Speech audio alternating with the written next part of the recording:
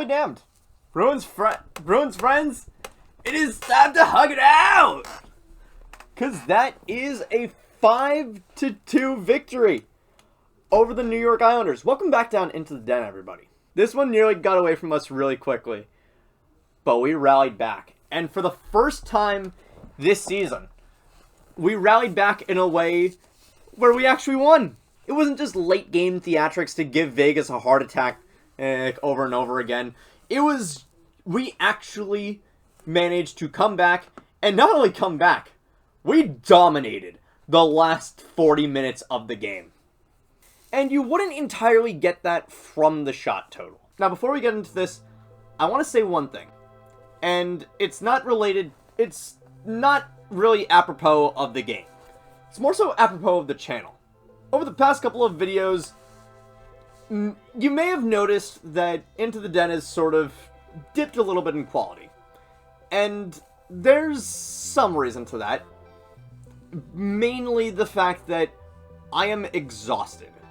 I am very, very tired. Scripting, editing the script, recording, doing all this for video essays, and then on top of this, me just getting the idea for a YouTube short earlier this morning and ad-libbing it and recording it within the span of half an hour. It's a lot of work to put on the shoulders of one person. But I'm still trying my best to get quality content out to you guys. And the reception of this content has made me just so unbelievably happy. I want to harken back a little bit to back in January. I was frustrated. I was sad. I was really down on myself. I thought that this was never going to go anywhere. I thought that I was just going to keep spinning the tires and I'd never actually make it anywhere. Now, it's still a little bit of an uphill battle. I'm still victim to the YouTube algorithm. Like, comment, and subscribe. Especially comment.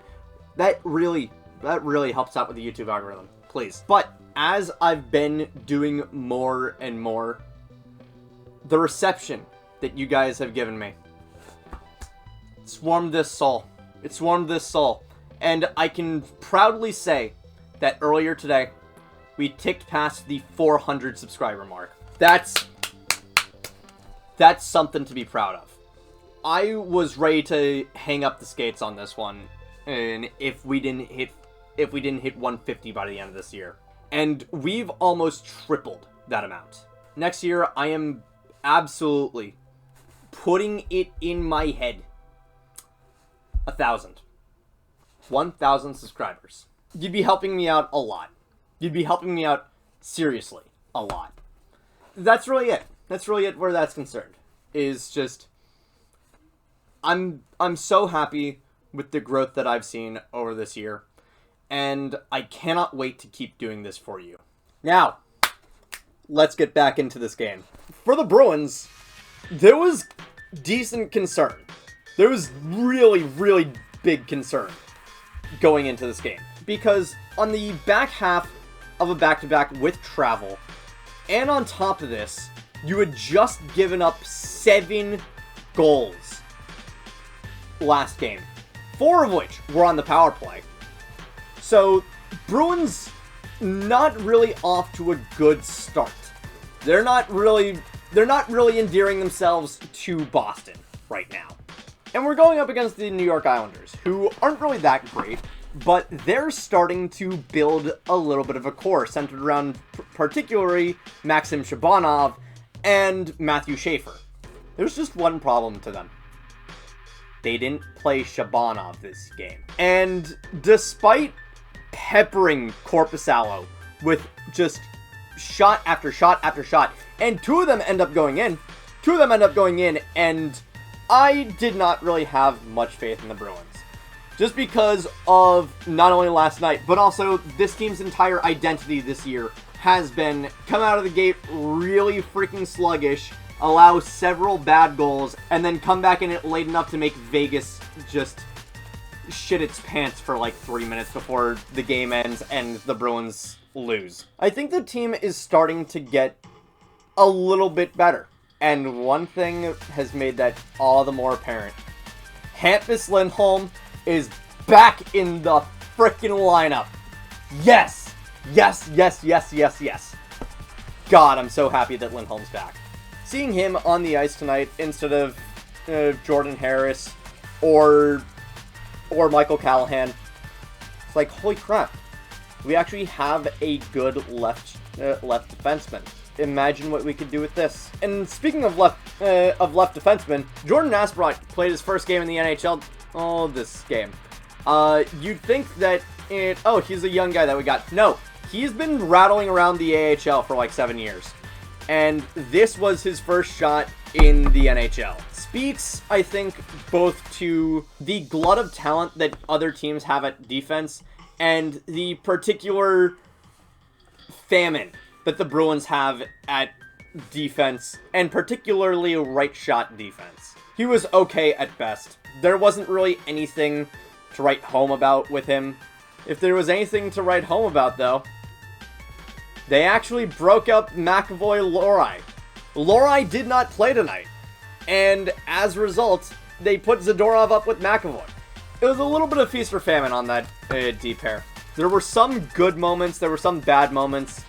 The main thing for me is that McAvoy is not a power player. He does not belong on the power play. And I'm kind of getting tired of this team pretending that he is. Now, if he is your best power play defenseman, that's a problem. If he's just there because he just fits with the scheme of that particular power play unit, I guess that makes sense, but at the same time, like, get yourself a better power play defenseman. Maybe that's what we can get in Tom Willander, but I'm not going to entertain those trade thoughts right now. The entire top line, oh my god, the entire top line had goals. The entire top line had goals. We got one from Geekie, we got one from Lindholm, which obviously was on the power play, and we got one from Pastrnak, and that is, we love to see it. We love to see this top line producing, especially after the last game where they got completely caved in. That line was getting shelled by Ottawa, and to see it come back against New York, God bless. God bless. And then near the end, Fraser Minten with the empty netter. There is one player that I'm starting to get a little bit worn thin on. Mittelstadt? No. Mittelstadt, I was frustrated with. I'm liking his role on the wing. I don't know why Victor Arvidsson is on this team. Is this part of the piss and vinegar that you said that we needed, Cam? Piss and vinegar only really works if you have the talent requisite to make that piss and vinegar actually productive. Because why do you need piss and vinegar in the NHL? To protect your stars. And the only two stars on this team that I could really see being worth protecting are David Pastrnak and Jeremy Swayman. Not even really McAvoy at this point. Like, McAvoy's good. I'm not going to say that McAvoy isn't good. I'm just saying that McAvoy is on the table for me. Does that mean that Swayman is on the board? Yes, that means that Swayman is off the board. I think that Swayman is genuinely a top 10 goaltender in this league, and you should not trade him. The only thing is, the defense in front of him makes him look completely ineffective a good chunk of the time. And it's not even Swayman that played tonight. It was Joonas Korpisalo, which, amazing night from him. Amazing night, getting only allowing 2 shots on 35, but at the same time, you allowed 35 shots on net against him. I swear to God, the Bruins could have sent someone down to the Islanders bench, given Patrick Waugh a 1-day contract to play goalie for the Bruins right now, and Patrick Waugh could have turned back time somehow and regained form from 1999, and this defense would still play like absolute piss in front of him. So why do you need piss and vinegar? Who are you protecting with this? Because if you got Arvidsson for the piss and vinegar, you're stupid. You're genuinely stupid. Victor Arvidsson does not fit any mold on this team. He does not fit anything that this team is trying to do. And I think that you'd be better off selling him off for parts. And I know during the preseason video, I was saying, hey, he's only here for a year. That year is turning into a very, very long year. We are only at game 12. And I am nearly at my wit's end with him. I don't want to say that it doesn't matter, because it kind of does. It kind of does.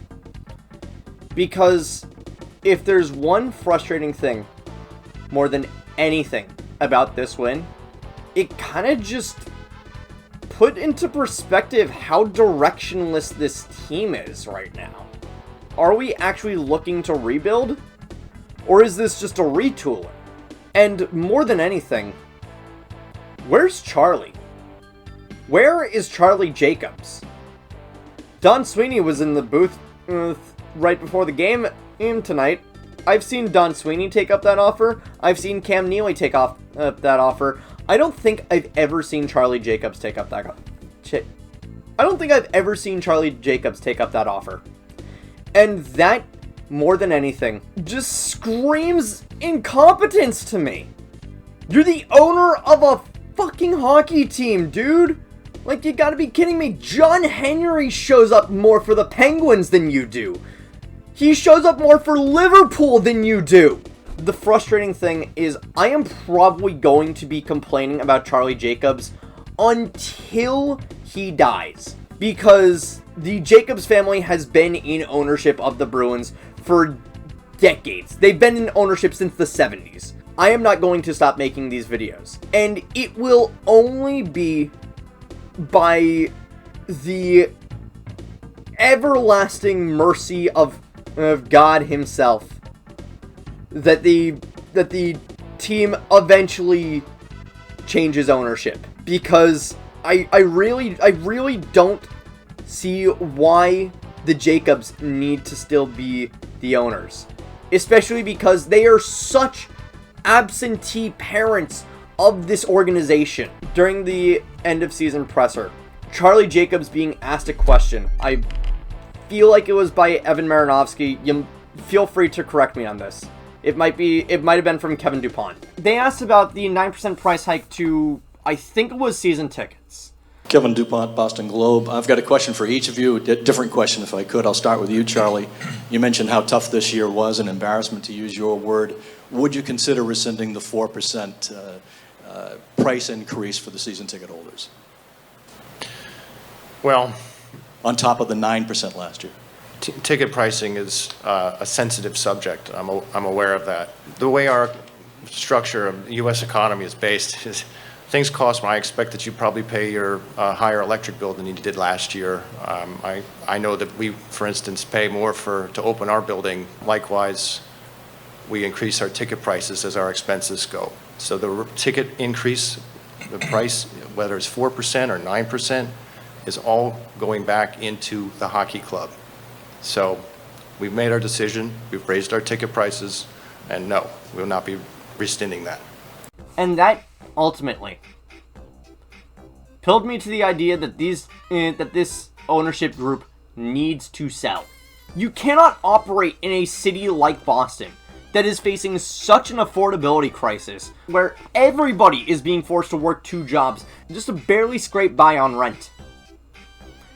You cannot have that be the environment that you are operating in and be okay with a 9% price hike.